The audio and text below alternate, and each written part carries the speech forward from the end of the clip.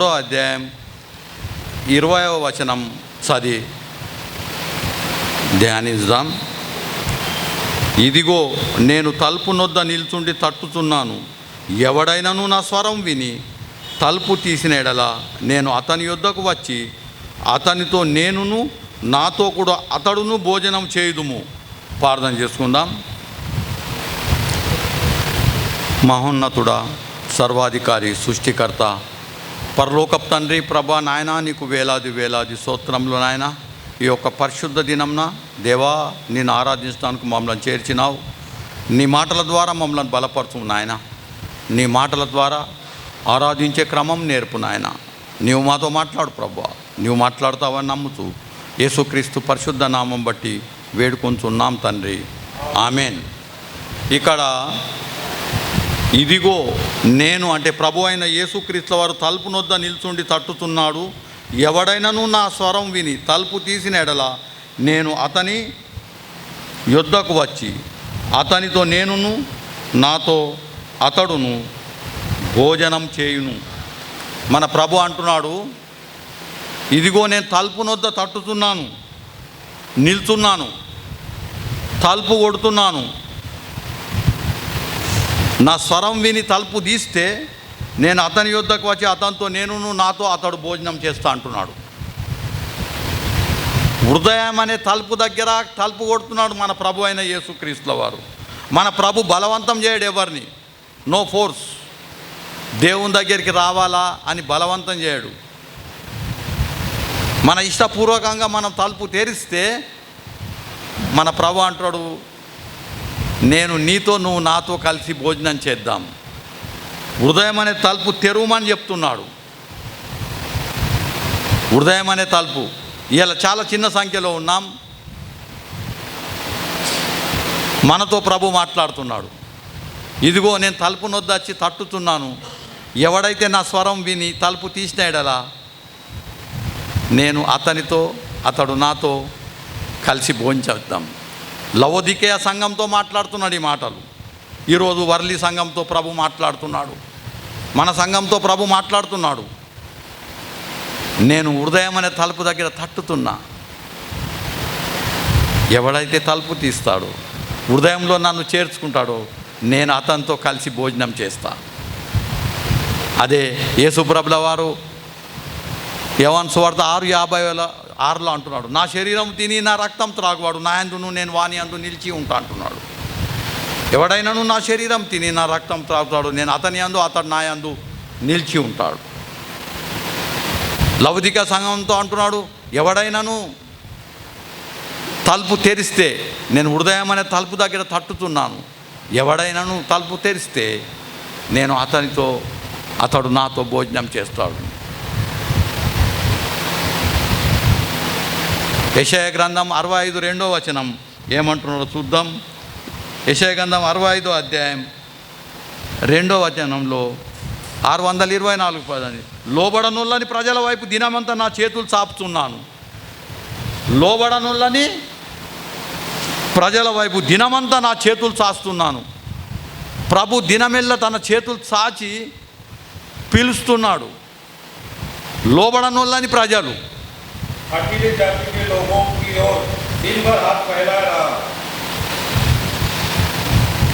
లోబడనుల్లని ఎన్ని సంవత్సరాలు రక్షింపబడ్డాం.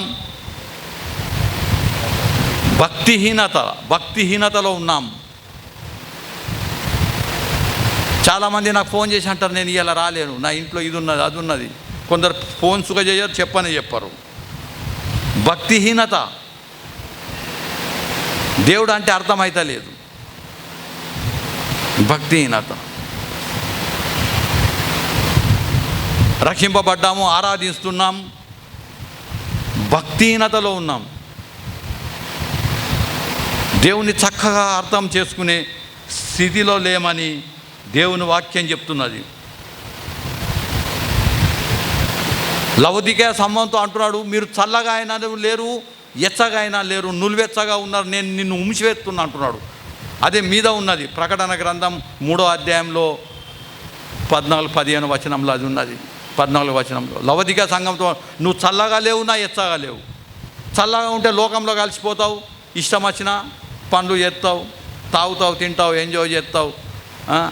సచ్చినాక ఏమవుతుందో నాకు తెలియదు. చలో, ఎచ్చగా ఉన్నావు అంటే దేవుణ్ణి ఆరాధిస్తున్నావు, పూజిస్తున్నావు, దేవునికి భయపడుతున్నావు.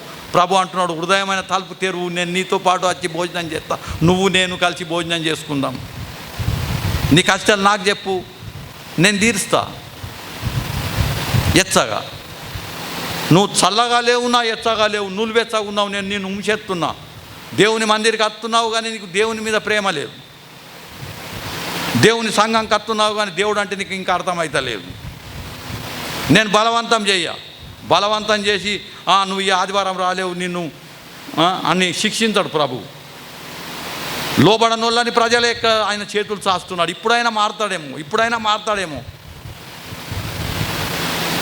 నా శరీరం తిని నా రక్తం త్రాగువాడు నా యందు నేను వాని యందు నిలిచి ఉంటాను. హృదయం అనే తలుపు దగ్గర నేను తట్టుతున్నాను. ఎవడైతే తలుపు తీస్తాడో నేను అతడు నాతో భోజనం చేస్తాడు. హృదయం అనే తలుపు తెరాలా. నా ప్రభు నా గురించి ప్రాణం పెట్టిండు. ఆరాధన దినం నేను ప్రభు దగ్గరికి ఎట్లా చేరాలా? ఆత్మ సంబంధమైన ఆరాధన ఆత్మతో చేయాలి.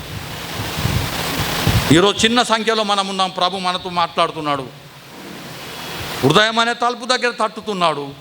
ఎవడైనాను నా స్వరం విని హృదయం అనే తలుపు తెరిస్తే నేను అతడు నాతో వచ్చి భోజనం చేస్తాడు. నా శరీరము తిని నా రక్తం త్రాగువాడు నా యందును నేను వాని యందు నిలిచి ఉంటా అంటున్నాడు. హృదయంలో దేవుణ్ణి మనం చేర్చుకునాలా. ఎన్ని సంవత్సరాలు భక్తిహీనత ఆరాధన చేద్దాం, ఎన్ని సంవత్సరాలు పేరుకు మాత్రమే ఆరాధన చేద్దాం. నువ్వెచ్చని జీవితం. నువ్వు చల్లగా లేవు, నా ఎచ్చగా లేవు, లోకంలో లేవు, నా ఇటు దేవుని అల్ల లేవు, నడమనే ఉన్నావు. హలే డూలే నులివెచ్చ. వాళ్ళని మనకు ఛాయ్ ఇస్తారు, మనం కూర్చుంటాము, మాట్లాడతాం, ఆ ఛాయ్ చల్లబడతాయి. నులివెచ్చగా అయితే మనం అంటాం ఫిర్సే గరం కరికెళ్ళావు, తాగుతాం. అది నులివెచ్చగా ఉన్నది. నో, మళ్ళా గరం చేయి. ఎండాకాలం అయితే చల్లడిది, ఎంత చల్లగితే అంత తాగుతాం. మస్తు చల్లగా ఉన్నది. ఏం కష్టం అది. శరీరంకు తిందాం, తాగుదాం, ఎంజాయ్. ఏది కావాలంటే తాగేటోళ్ళు వెళ్తే తాగటంతో కూర్చుంటే ఫుల్ తాగుతా. మళ్ళీ ఇంకో దినం వచ్చి భజన చేయొచ్చు, భక్త పాలక అంటావు. ఎన్ని రోజులు దేవుడు ఈరోజు మనతోనే మాట్లాడుతున్నాడు. లోకంలో కలిసిపోయి నువ్వు తాగుతావు, తింటావు, ఎంజాయ్. మళ్ళీ ఆదివారం వచ్చి భజన చేయొచ్చు భక్త. ఎన్ని రోజులు ప్రభు ఈరోజు అడుగుతున్నాడు. నీ హృదయం అనే తలుపు దగ్గర నేను తట్టుతున్నా. ఎవడైనా నువ్వు నా స్వరం విని తలుపు తెరిస్తే నేను అతడు నాతోను భోజనం చేస్తాడు. శరీరం చాలా బలహీనమైంది. ప్రభు ఎవరిని జబర్దస్తి చేయడు. జబర్దస్తి నా మందిరంకు రా, నా మాట లేను, నేను కూర్చుండంటే కూర్చుండు, నేను లేవంటే లేదు. నీకు శరీరంకు నీకు ఏది ఇష్టమైతే అది చేయు. కానీ ఒకరోజు దానికి శిక్ష ఉన్నది. నువ్వు చేసిన ప్రతి క్రియకు ప్రతిఫలం ఉన్నది. ప్రభు లోబడనోళ్ళని ప్రజలారా, దినమెల్లా నా చేతులు చాస్తి నిన్ను పిలుస్తున్నా, రానోళ్ళని ఇప్పుడు నేను అడిగితే అందరు చెప్తారు, ఏదో ఒకటి కారణం చెప్తారు. భక్తిహీనత. దేవుడు అంటే ఇంకా భయం లేదు. గలతీయులకు రాసిన పత్రిక 5వ అధ్యాయం 19వ వచనం చదువుకుందాం. గలతీయులకు రాసిన పత్రిక 5వ అధ్యాయం 19వ వచనంలో శరీర కార్యములు స్పష్టమైనవి. అవేవనగా జారత్వము, అపవిత్రత, కామకత్వము, విగ్రహారాధన, వ్యభిచారము, దేశము, కలహము, మత్సము, క్రోధములు, కక్షలు, భేదములు, మిమతములు, అసూయలు, మత్తతలు, అల్లరితో కూడిన ఆటపాటలు మొదలైనవి. వీటిని గురించి నేను మునుపు చెప్పిన ప్రకారము ఇట్టి వాటికి చేయువారు దేవుని రాజ్యం స్వతంత్రించుకోరని మీతో స్పష్టంగా చెప్తున్నా. శరీర కోరికలు ఉన్నాయి. అవి మనకు అపవిత్రత, కామకత్వము, విగ్రహారాధన, మత్సరము, క్రోధము, కక్షలు, భేదాలు, విమతములు, అసూయ, అల్లరితో కూడిన ఆటపాటలు అంటే సినిమాలు, సీరియళ్ళు, చెడ్డ సినిమాలు, రాత్రి అంతా చూస్తారు, దుప్పటి వేసుకొని దుప్పటి కిందికి వెళ్ళి చూస్తారు. అల్లరితో కూడిన ఆటపాటలు, చెడ్డ సీనరీస్, ఇవన్నీ శరీర కార్యకాలు. శరీర కోరికలు నెరవేర్చువాడు ఏం చేస్తాడు? దేవునికి తన హృదయాన్ని ఇయ్యడని ఈరోజు వాక్యం మనతో మాట్లాడుతున్నది. ఇయ్యడం శరీర కోరికలు నెరవేర్చేటోళ్ళు దేవుని దగ్గర ఏం తీసుకుంటారు? కొలసీయులకు రాసిన పత్రిక దాని పక్కకే ఉన్నది, 3వ అధ్యాయం 5వ వచనం చదువుతున్నాను. 3వ అధ్యాయం 5వ వచనం. కావున భూమి మీద ఉన్న మీ అవయంలో అనగా జారత్వము, అపవిత్రతను, కామార్తను, దురాశ, విగ్రహారాధన, ధనాపేక్ష చంపివేయమంటే చెప్తున్నాడు. దాన్ని చంపేయుండ్రి. ధనాపేక్ష, శరీర కోరికలు ఎంతవరకు అయితే నువ్వు అవిట్లను చంపలేవో ప్రభు నీ యొక్క హృదయంలోనికి రాడు. హృదయం అనే తలుపు తట్టుతున్నాడు. ఈరోజు ప్రభు నీతో, నాతో, మనందరితో మాట్లాడుతున్నాడు. హృదయం అనే తలుపు దగ్గర నేను తట్టుతున్నాను. ఎవడైతే నా స్వరం విని తలుపు తెరుస్తాడో నేను అతనితో, అతడు నాతో భోజనం చేస్తాడు. ఎంత మంచి మాటలు!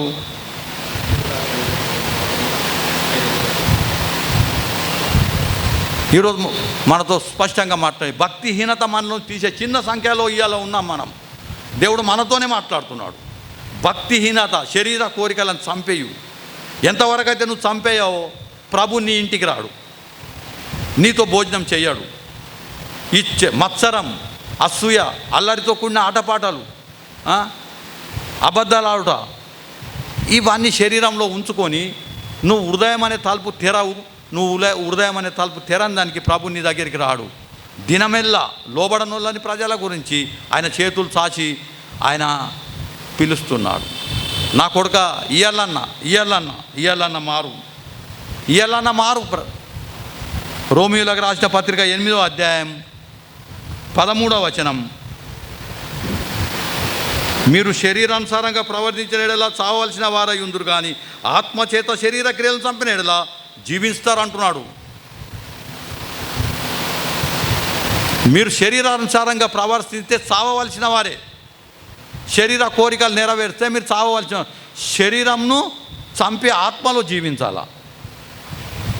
మనసులో ఒకటి పెట్టుకో, నా ప్రభు నా గురించి మరణించిండు, పానం పెట్టిండు, లోకంలో నుంచి నన్ను వేరు చేసుకున్నాడు, నేను దేవుని గురించి బ్రతుకుతా, దేవుని సంఘంలో నేను ఉంటా. మనము ఇక్కడ పానం పోయితే పరలోకంలో మనం కళ్ళు తెరుతాం, ఆడ ప్రభు మన పక్షంలో ఉంటాడు. శరీర కోరికలు నెరవేర్చుకుంటా ధనాపేక్ష, పైసా సంపాదించాలా, మత్సరము, కలహము, ఇంకోళ్ళు మంచబత్తే ఓడ్తారు గుణం, ఇవి ఉంటే నువ్వు పరలోక రాజ్యం చేరలేవు. ప్రేమ, సాత్వికము, దీర్ఘశాంతం, ఇవి ఉండాలా. ఇంకోళ్ళు మంచబత్తే మనం సంతోషించాలా. నా సహోదరుడు ముంగడిపోయాడు, అరే నా సహోదరుడు ముందు ఎక్కడ ఉండే దేవుడు అతన్ని ఆశీర్వదించి మంచి స్థలంకు తీసుకుపోయాడు, నేను సుఖట్లుంటా. మన సహోదరుని మీద మనం అతిశయపడాలా. ఒకప్పుడు నేను అతడు అక్క దగ్గర ఆడుకుంటుంటిమి, ఒక గుడిసెలో మేము ఉంటుంటిమి, ప్రభు అతన్ని మంచి స్థలంలో తీసుకుపోయాడు, అతడు దేవునికి భయపడుతున్నాడు, నేను సుఖ అట్లనే ఉంటా, నేను సుఖ మారుతా అంటే ప్రభు సంతోషిస్తాడు, ఇతడు తన తలుపు తెరిచిండని. మన జీవితం ఎట్లున్నదంటే మత్తయి సువార్తలో కనిపిస్తుంది 12వ అధ్యాయం 43లో ఒక మనుషుడు బాప్తిజం తీసి రక్షింపబడి దేవుని మందిరానికి వస్తున్నాడు. దేవుని మందిరం వస్తున్నాడు కానీ పాత అలవాట్లు ఇడ్చబెట్టలేడు. దేవుని మందిరానికి వచ్చి రక్షింపబడిన తర్వాత అతనిలో ఉన్న సాతాను వెళ్ళిపోయిన తర్వాత అతడు ఏం చేస్తలేడు దేవుని గురించి. ఆ సాతాను తిరిగి వచ్చి మళ్ళా వచ్చి చూస్తే ఖాళీ ఉన్నది, మళ్ళా వచ్చిండు. అతనితో ఇంకా 10 దుష్ట ఆత్మలు తీసుకొచ్చి అతన్ని పైలట్ కన్నా ఇంకా చెడిపేసిండు. ఇది మనకు తెలుసు చరిత్ర. మొదటి స్థితి కన్నా ఇంకా ఘోరం అయిపోతుంది. ఖాళీ పెట్టద్దు. ఒకసారి నువ్వు రక్షింపబడ్డావు, దేవుని నమ్ముకున్నావు, ఒకసారి నువ్వు అనుకుంటున్నావు దేవా నేను ఇప్పుడు నువ్వు చెప్పినట్లు వింటా, నీ మాటలు వింటా అన్నోడు ఆయన మాట ప్రకారమే జీవించాలా. లేకుంటే నువ్వు భక్తిహీనత, లౌదికే సంఘం తర్వాత నువ్వు చల్లగలేవు, ఎచ్చగలేవు, నువ్వెచ్చగున్నావు, నేను నిన్ను ఉంచేస్తున్నా. నీ హృదయాన్ని ఖాళీ పెట్టుకుంటే మళ్ళా దుష్టాత్మలు వచ్చి మళ్ళీ నీ సోపతోళ్ళు మళ్ళీ వస్తారు, ఆ పాత సోపతోళ్ళు వస్తారు. तेरा पास पैसा नहीं तो क्या है, मैं ही पिलाता हूँ, चल जाएगा, చల్ జాయింగా అంటారు. తీసుకుపోతారు, ఫుల్ టైట్ చేసి నువ్వు గటర్లో పడ్డదాకా నిన్ను ఆడ తాగిపిస్తాడు. నువ్వు ఆడ గటర్లో పడతావు, నీ కుటుంబం నిన్ను లెంకుతుంది. ఏడున్నావు? పైలట్ స్థితి కానీ ఇంకా చెడిపేసేస్తారు. దేవుని వాక్యం ఈరోజు మనతో మాట్లాడుతున్నది. హృదయం అనే తలుపు తట్టున యేసు ప్రభు తలుపు తట్టుతున్నాడు. ఎవడైతే నా మాట ఇన్ని స్వరం తలుపు తెరుతాడో నేను అతడు నాతో భోజనం చేస్తాడు అంటున్నాడు. మనం ఇద్దరం కలిసి భోజనం చేద్దామంట. ప్రభు ఈరోజు నీతో నాతో మాట్లాడుతాం. మనం ఇద్దరం కలిసి భోజనం చేద్దాం. నీ సమస్య ఏమున్నది కొడుకా నాకు చెప్పు అంటున్నాడు. తలుపు తెరాలా దేవుని గురించి. కీర్తనలో 119 11వ వచనం. కీర్తనలు 119 11వ వచనం.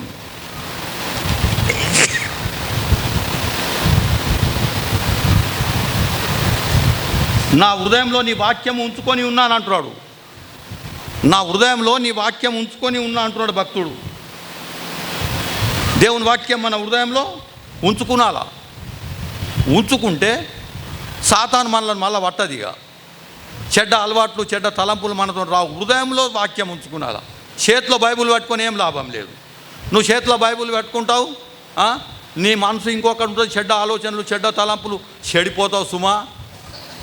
దేశ దింబర్ అయిపోతావు, తిండికి లేకుండా అయిపోతావు, బతుకు బజారు పాలైపోతుంది. అయ్యో నేనేం చేస్తే అంట అనుకుంటావు ఒక దినం. దేవుని వాక్యం స్పష్టంగా చెప్తున్నది. నీ హృదయంలో దేవుని వాక్యం ఉంచుకో, సాతాను నేను పట్టుకోదు. నీ హృదయంలో దేవుని వాక్యం ఉంటుంది. ప్రభు అంటాడు, నేను నీతో కలిసి భోజనం చేస్తా, నువ్వు నాతో, నేను నీతో భోజనం చేస్తాం.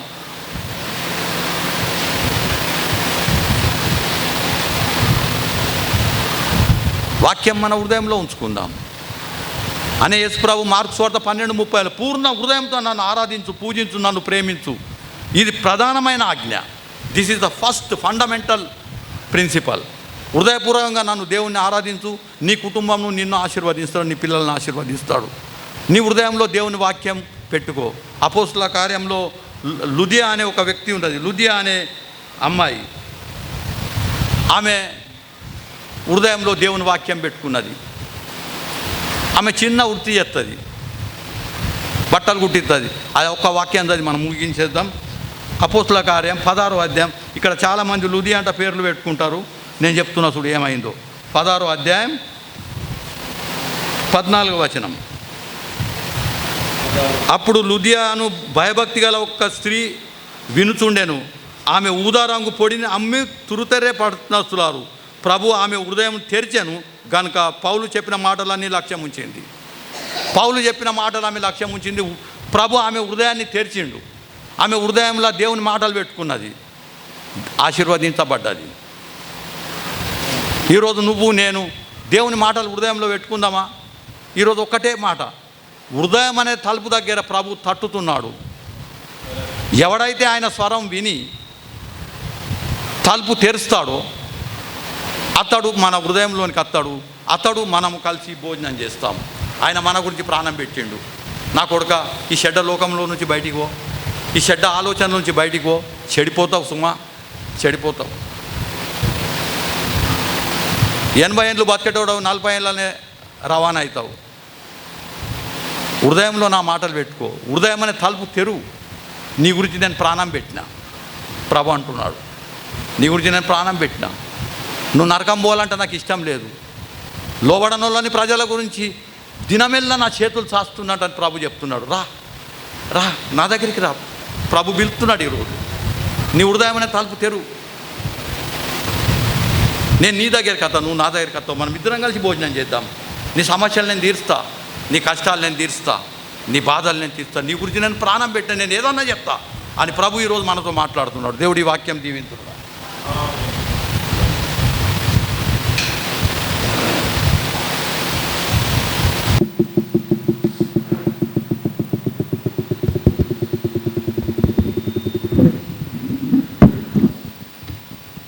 చిన్న వాక్యం ధ్యానించి 10 నిమిషాలు ఎక్కువ సమయం తీసుకోక దేవుని వాక్యం తట్టు మనసు ఉందాం.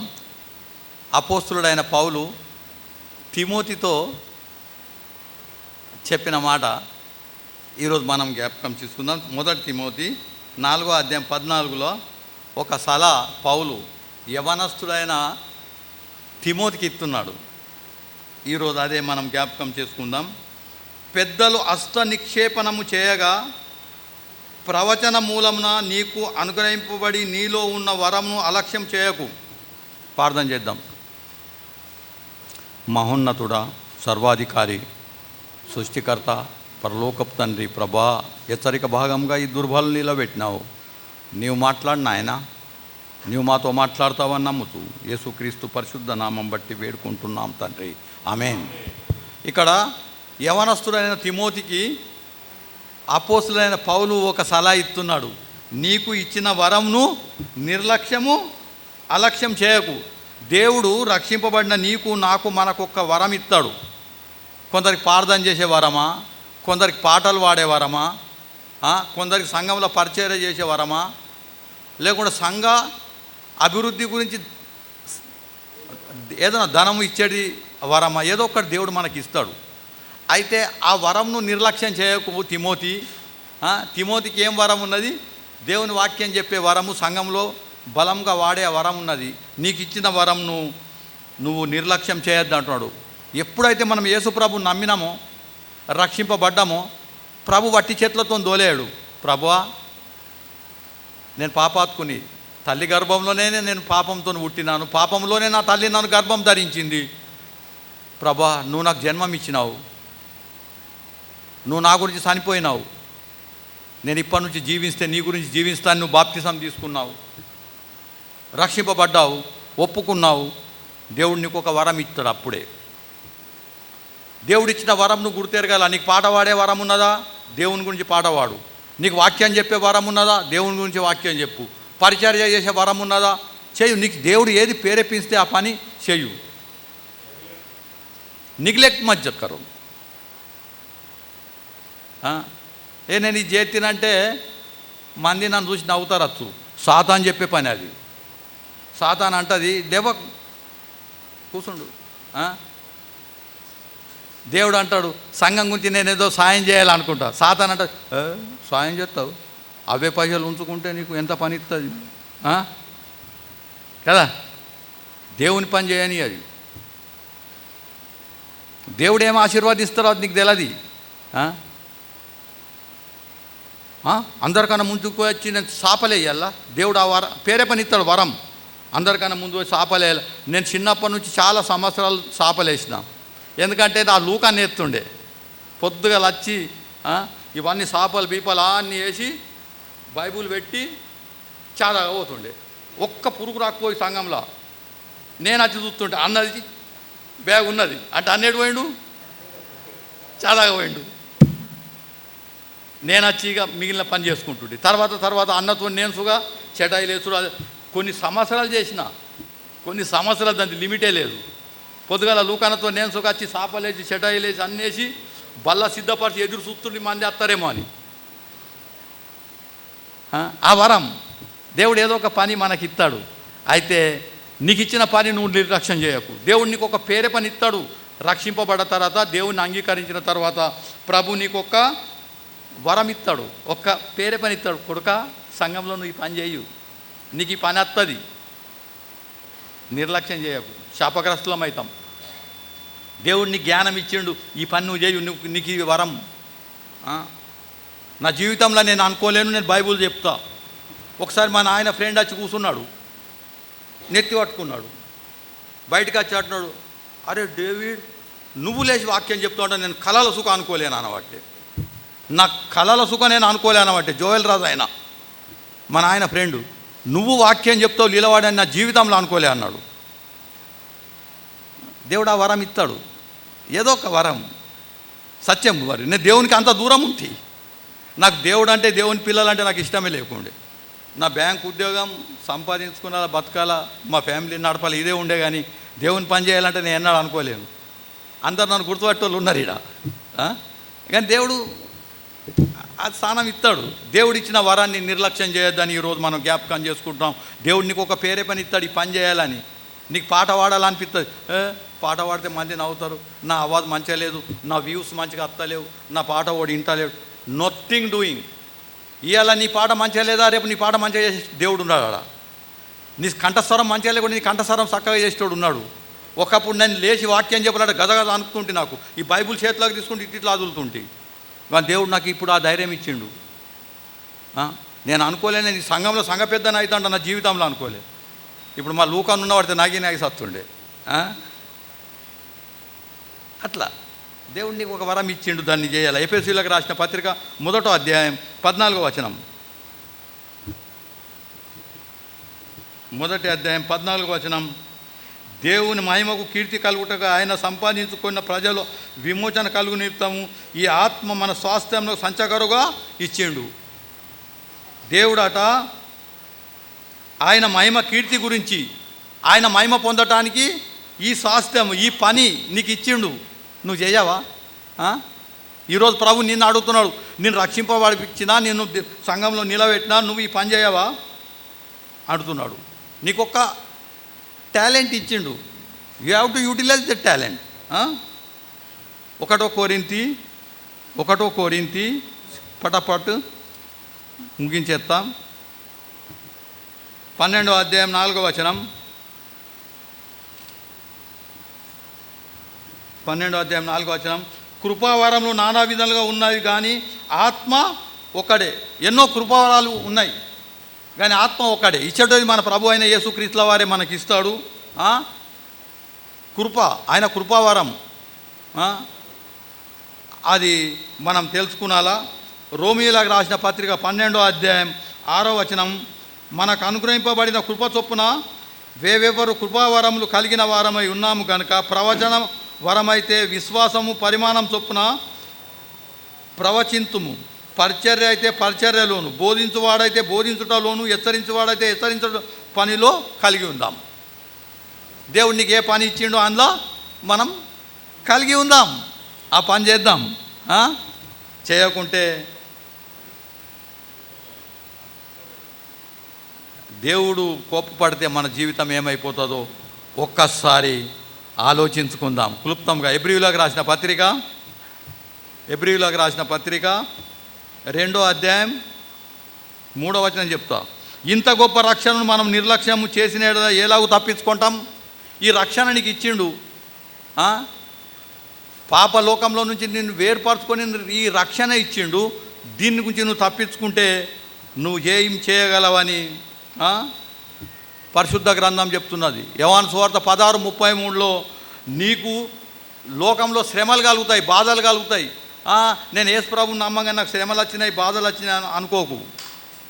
అందులో నుంచి ప్రభు మనలను కొన్ని రోజులు శ్రమ ఇస్తాడు, కొన్ని రోజులు బాధలు వస్తాయి.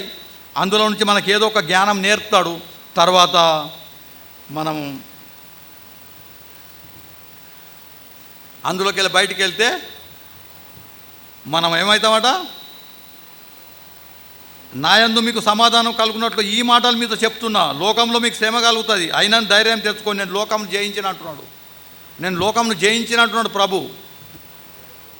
లోకంలో జయించిండు మన ప్రభు అనే లోకంలో అందరికన్నా గిన్నీస్ బుక్లో చూస్తే అన్నిటికన్నా ఎక్కువ ఎవరిని నమ్ముతారంటే ఫస్ట్ నంబర్లో యేసుప్రభునే ఉన్నది. వరల్డ్లో యేసుప్రభు నమ్మిన వాళ్ళు వరల్డ్లో అందరికన్నా ఎక్కువ ఉన్నారు. అది వట్టికి కాలేదు, ఈ పిచ్చి మాటలు కావు. ఇది మతం కాదు, ఇది కులం కాదు, ఇది ఒక మార్గం. ఇది కులము మతం అనుకొని కుల కుర్చీలో మతమత్తులో ఉంటారు, అది కాదు. ఇది ఏంటంటే మార్గం. కొడుక చెడ్డ మార్గం విడిసబెట్టి మంచి మార్గంలో అన్నాడు. అబద్ధం ఆడకు, పాపం చేయకు, నేను పరలోకం నేను తీసుకుపోతా. పరలోకంలో పరిశుద్ధులే ఉంటారు కానీ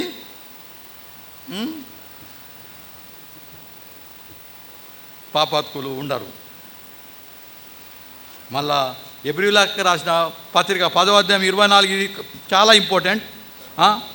మళ్ళా ఇవి మళ్ళీ యూట్యూబ్లో వస్తాయి కదా, సబ్స్క్రైబ్ చేసుకోండి. మీరు చాలామంది మనోళ్ళే సబ్స్క్రైబ్ చేయలేరు. మన ఛానల్ మనమే సబ్స్క్రైబ్ చేయాలి, బయట వాళ్ళు చేసుకున్నారు. ఎబ్రీయులకు రాసిన పత్రిక 10వ అధ్యాయం 24వ వచనం వెరీ ఇంపార్టెంట్ వచనం. కొందరు మానుకొని చూడనట్లు సమాజంగా కూట మానక ఒకరినొకడు హెచ్చరించుతూ ఆ దినం సమీపించిన మీరు సూచన కొలది మరి ఎక్కువగా అలాగు చేయుతూ ప్రేమ చూపుటకును సత్కారం చేయుటకు ఒకరినొకడు పురుపుకోవాలని ఆలోచించు. కొందరు మానుకుంటా సమాజంగా కూడుట మానుకుంటున్నారు. దేవుని మందిరంకు రాతందుకు మానుకుంటున్నారు. ఈ ఆదివారం పోకుంటే ఏమవుతుంది? డేవిడ్ అన్న ఏం చేస్తాడు? డేవిడ్ అన్న ఏం చేయడు, దేవుడు చేస్తాడు. ఈరోజు దేవుడు నన్ను నిలబెట్టి నేను మాట్లాడుతున్నా, రేపు ఇంకోళ్ళు మాట్లాడతారు. ఈడ ఎందరో మాట్లాడిపోయినరు 61 నుంచి. సమాజంగా కూడుట మానద్దు. ఈరోజు ప్రభు మనతో ఏం మాట్లాడుతున్నాడో ఈరోజు రానోళ్ళు ఇవన్నీ పెట్టినరు. మనం యూట్యూబ్లో ఫేస్బుక్లో మళ్ళీ ఎత్తాం కానీ ఎవరు చూడరు సుఖ. అది ఆ ఛానల్ను సబ్స్క్రైబ్స్గా ఎవరు చేయరు. ఈడ దేవుని మాటలు వినబడతాయి. సమాజంగా కూడుకునుట మానద్దని చెప్తున్నాడు. నీకు ఇచ్చిన కృపావరంను యూటిలైజ్ చేయాలా. నీకు ఇచ్చిన వరంను మనం ఏం చేయాలా? వాడుకునాలా. దేవుని పనికై మనం ముందు సాగాలి. అశ్రద్ధ చేత్యం అంటే దాని గురించి చాలా కష్టాల పాలవుతామని చెప్తున్నారు. ద్వితీయోపదేశకాండ 12వ అధ్యాయం 9వ వచనం. 12వ అధ్యాయం 9వ వచనం. మీ దేవుడైన యెహోవా నీకు ఇచ్చుతున్న విశ్రాంతిని స్వాస్థ్యమును మీరు ఇదివరకు పొందలేదు. మీ దేవుడైన యెహోవా మీకు ఇచ్చుతున్న విశ్రాంతి స్వాస్థ్యం మీరు ఇదివరకు పొందలేరంటే దేవుడిచ్చిన ఆశీర్వాదాలు మీరు ఇంకా పొందలేరు అంటున్నాడు. ఎందుకంటే మనము దేవుడు చెప్పిన పనులు చేస్తలేము. దేవుడు చెప్పిన పని నిర్లక్ష్యం చేస్తే మనకు శాంతి సమాధానం ఉండదు. అదే 14వ అధ్యాయం 27వ వచనం. లేవీయులను విడవకూడదు, నీ మధ్యను వారికి పాలైనను స్వాస్థ్యమైనను లేదు. లేవీయులను విడవకూడదు. లేవీయులు అంటే ఎవరు? దేవుని వాక్యం చెప్పేటోళ్ళు. ఇప్పుడు వాక్యం చెప్పేటోళ్ళు, పరిచర్య చేసేటోళ్ళు, దేవుని పని చేసేటోళ్ళు. వాళ్ళని విడకుండ్రి. ఆతిథ్యం ఇస్తున్న మానకుండ్రి అంటుకున్నది. పెద్దలను వీళ్ళుండ్రి, సంఘంలో ఇంటికి వీళ్ళుండ్రి పెద్దలను. అక్కడ దేవుని వాక్యం చెప్తారు. అది మనకేమవుతుందట? లాభకరం. లేవీయులు అంటే దేవుని వాక్యం చెప్పేటోళ్ళు. అది నేను చెప్తా. ఎబ్రీ 13:2 లాస్ట్ పెట్టేస్తాం. ఎబ్రీ 13:2 ఆ మాట ఉన్నది.